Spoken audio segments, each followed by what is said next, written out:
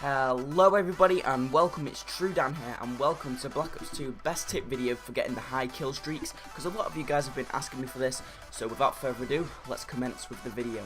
Okay, so the first tip I can give you is run smartly. You cannot just run through the middle of the map unless you're some sort of rushing god. So I suppose you can sometimes, but in hindsight, that's not really possible and you're not going to do any favours. So take note of the routes that I'm running. As you can see, sometimes I run through the middle, but I kind of do little snaky little paths all around the map just to try and get an advantage over the enemy and try and sneak up on them.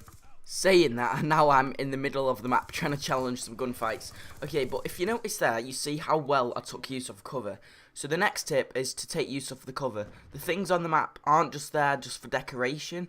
A lot of them are life-saving stuff. I mean, that sounds a bit corny, but they are, and you can win a lot of gunfights just from ducking behind a cover, and you will see a prime example of that later. Okay, so the third tip, that's a very important one, is to not challenge gunfights of which you're not really going to be able to win. Now, you may think, well, how do we judge that we're not going to be able to win? Well, as you saw then, there was an LMG sitting in a window. So I made sure to chuck an EMP so they couldn't see the minimap, and then chuck a nade, and then I got a guy below him, which is alright, I suppose, but just do not challenge gunfights. Don't waste bullets on enemies who are far away either, because then they're going to know that you're near.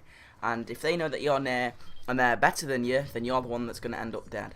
Okay, so the fourth and fifth tip, which I'm just going to do in one, are do not be stupid and play the objective. Now you may be thinking, how are they linked in any way?